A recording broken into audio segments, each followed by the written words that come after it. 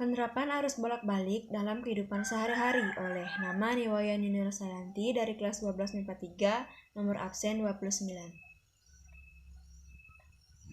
Sebelum kita membahas tentang penerapan AC dalam kehidupan sehari-hari, terlebih dahulu kita bahas tentang pengertian AC. Arus AC atau kepanjangan dari alternating current adalah arus yang sifatnya mempunyai dua arah atau lebih dikenal dengan sebutan arus bolak-balik yang tidak memiliki sisi negatif dan hanya mempunyai ground atau bumi. Arus AC biasanya digunakan untuk tegangan listrik PLN sebesar misalnya 220 volt 50 Hz. Ini adalah tegangan standar untuk Indonesia. Arus AC ini biasanya didapat dari generator listrik, di mana generator ini dapat dioperasikan melalui beberapa cara untuk menggerakkannya, seperti PLTU, pembangkit listrik tenaga uap, PLTG, pembangkit listrik tenaga gas, dan lain sebagainya. Arus AC juga dapat diubah menjadi arus DC dengan menaikkan trafo. Trafo adalah perangkat statis yang mentransfer energi listrik dari satu rangkaian ke rangkaian lain melalui proses induksi elektromagnetik. Trafo biasanya sering digunakan untuk menambah atau menurunkan level tegangan antar rangkaian. Kita tentu menggunakan listrik di rumah. Listrik yang berada di rumah kita memiliki sumber listrik, dan dari sumber listrik ini dapat dibuat rangkaian jalur listrik. Rangkaian jalur listrik itu sangat penting terutama untuk mengatur tata letak lampu dan peralatan elektronik di rumah kita.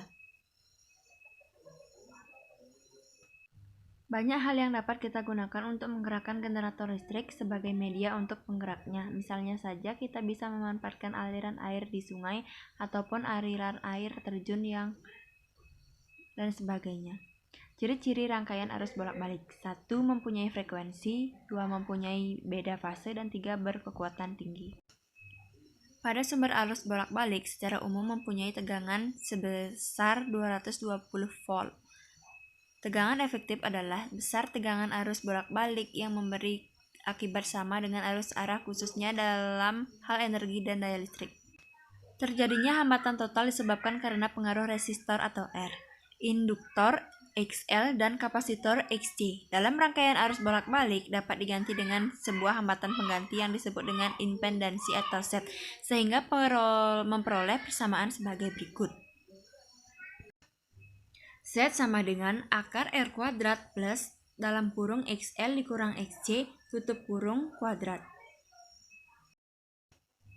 Contoh penerapan rangkaian arus bolak-balik atau AC dalam kehidupan sehari-hari. A. Pemasangan jaringan transmisi listrik AC di jalan dari pembangkit listrik menuju ke pelanggan yaitu rumah tinggal, pertokoan, industri maupun instansi. Arus AC juga diubah menjadi arus DC dengan memakai trafo. B. Pengamanan jaringan listrik AC dalam rumah. Pemakaian daya listrik jaringan AC di rumah atau di kantor dibatasi oleh pemutus daya yang dipasang bersama dengan kWh meter. C. Pemakaian alat-alat rumah tangga. Arus AC pada umumnya digunakan pada peralatan elektronik. Alat-alat elektronik yang dimaksud adalah setrika, kipas angin, kompor gas, kulkas, dan televisi.